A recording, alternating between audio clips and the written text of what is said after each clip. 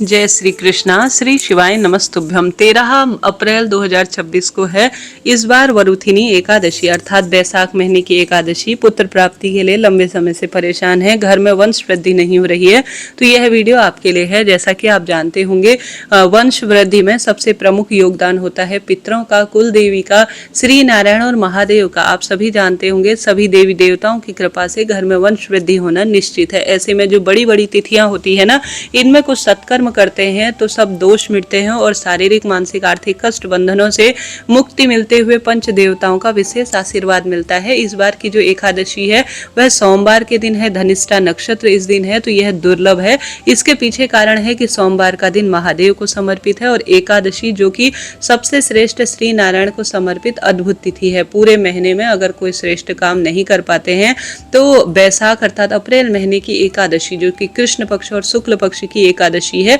अपने आप में सर्वश्रेष्ठ होती है। अगर इनमें कोई श्रेष्ठ कर्म कर लिया जाए तो निश्चित रूप से बिना व्रत के भी आपको संपूर्ण फल मिल जाता है। अगर आप व्रत करते हैं 13 तारीख को तो बहुत ही सुंदर है। 14 तारीख को अपने व्रत को खोलें।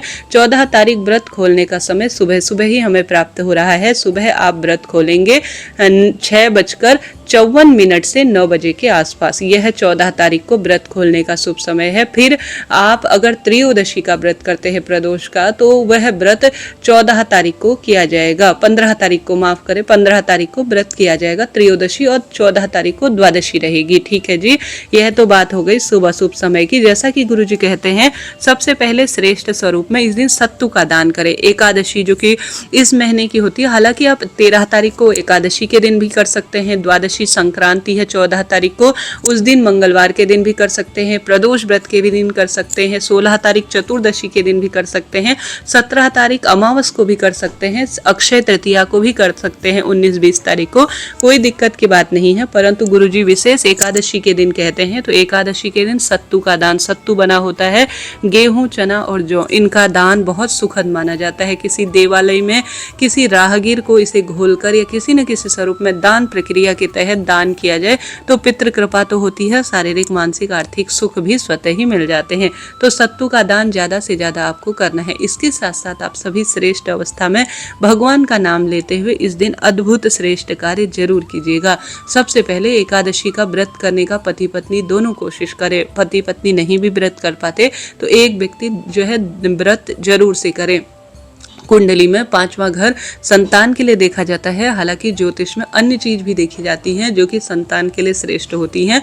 जल्दी उठकर पीले रंग के वस्त्र पहने या लाल रंग के वस्त्र भी पहन सकते हैं। सूर्य भगवान को जल चढ़ाएं और इस बैसाख महीने में कहा जाता है जल के लोटे में काला तिल, कुशा, जौ इत्यादि डालकर, तुलसी पत्र डालकर यम देवता के निमित्त दक्षिण दिशा की ओर मुख करते हुए या आप पितरों का भी ध्यान करते हुए दक्षिण दिशा की ओर जल दान करते हैं तो उत्तम होता है। कम से कम एकादशी इत्यादि तिथि पर तो यह कार्य सबको करना ही चाहिए। इसके साथ ही इस महीने पवित्र वृक्षों के सिंचन की महत्वता है। सुबह आंवला, बड़, पीपल, बेलपत्र, इन वृक्षों को सिंचन करें, परंतु तुलसी में सिर्फ दीपदान करें, इस बात का ध्यान रखें।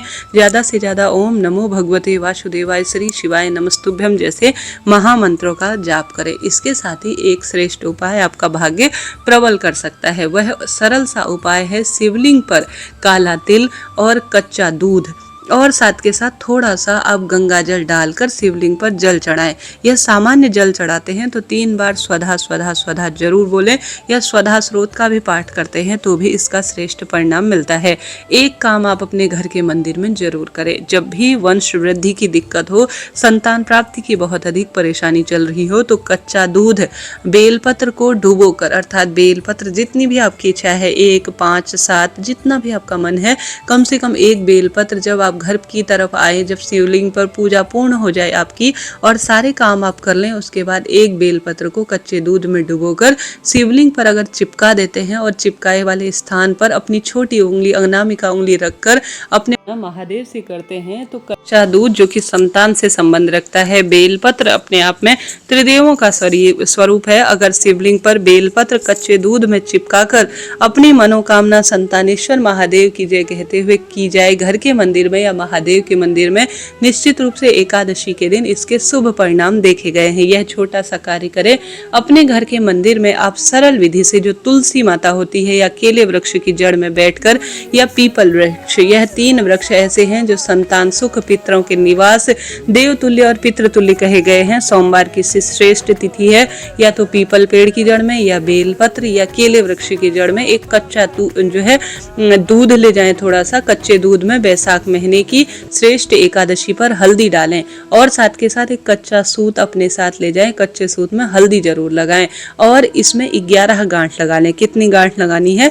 11 गांठ आप सभी को कच्चे सूत में लगानी है, हल्दी लगाना है। साथ के साथ आप कच्चे दूध और जल और कच्चे जो हल्दी होती है उससे आप अपनी संतान की कामना कहकर अपने नाम गोत्र को बोलते हुए इस महीने जो पवित्र पेड़ होते हैं उन्हें कच्चे दूध से सींचा जाए। या तो आप केले वृक्ष को सींचे या आप सभी पीपल पेड़ को सींचे या तुलसी को सींचे। तुलसी देखिए यहाँ पर एकादशी है, तुलसी नहीं सींची जाएगी। ऐसी स्थिति में आप सिर्फ केला और पीपल दोनों में से एक वृक्ष को कच्चे दूध से सींचे और अपनी कामना कहें। उसके बाद विधि विधान से पूजन इत्यादि की प्रक्रिया करने के बाद 11 गांठ लगा हुआ हल्दी में भीगा हुआ धागा केले या पीपल वृक्ष की जड़ में आप अपनी कामना कहते हुए आज के दिन बांध देते हैं तो निश्चित रूप से आपकी कामना सिद्ध हो जाती है। तुलसी में सिर्फ दीप दान करें और सरल विधि से परिक्रमा करें, इस बात का ध्यान रखें। बेलपत्र वृक्ष को भी कच्चे दूध से सींचा जाए आज के दिन और दीप दान कर परिक्रमा की जाए तो इसका लाभ मिलता है।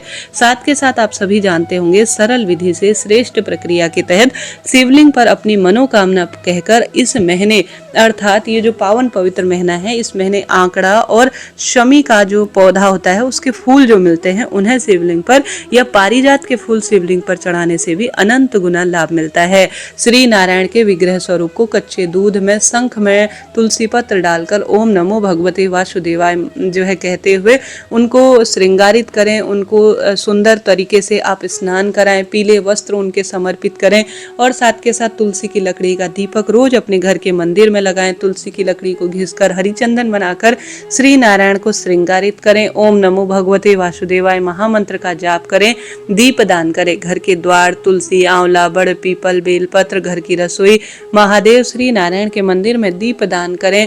गरीब, निर्धन, जरूरतमंद व्यक्ति को जल दान करें। किसी को भी आप कर सकते हैं, किसी भी नस किसी स्वरूप में जलदान की महत्वता है। किसी मंदिर में जल दान करें, राहगीरों को जल पिलाएं, छाता, जूता दान करें। इस महीने ठंडक पहुंचाने वाली चीजों का ज्यादा से ज्यादा दान करें और साथ के साथ आप श्री नारायण को भी ठंडक पहुंचाने वाली चीजों को उनकी सेवा के रूप में प्रयोग करें। साथ के साथ जैसे कि गुरुजी कहते हैं एकादशी हो, प्रदोष हो और ये जो बड़ी बड़ी तिथियां होती हैं इनमें अपने घर की रसोई में मिट्टी के पात्र में, कोई सा भी मिट्टी का पात्र हो, उसमें जल भरें।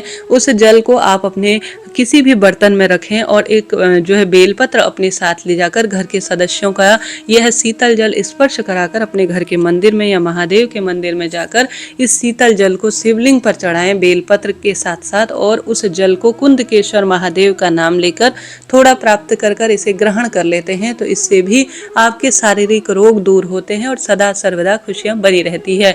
गौ माता की सेवा करें, सत्तू का दान करें, जल दान करें, दीप दान करें, अन्न दान करें, श्री नारायण की भक्ति करें, महादेव की भक्ति करें और सुंदर तरीके से गरीब निर्धन जन व्यक्तियों की सेवा करें। भगवान के नाम मंत्र का जाप करें। बैसाख महीने का महत्व सुने, इनका अद्भुत लाभ है जी। थोड़ा सा देर हो रही होगी परंतु महादेव श्री नारायण आपकी सुनेंगे।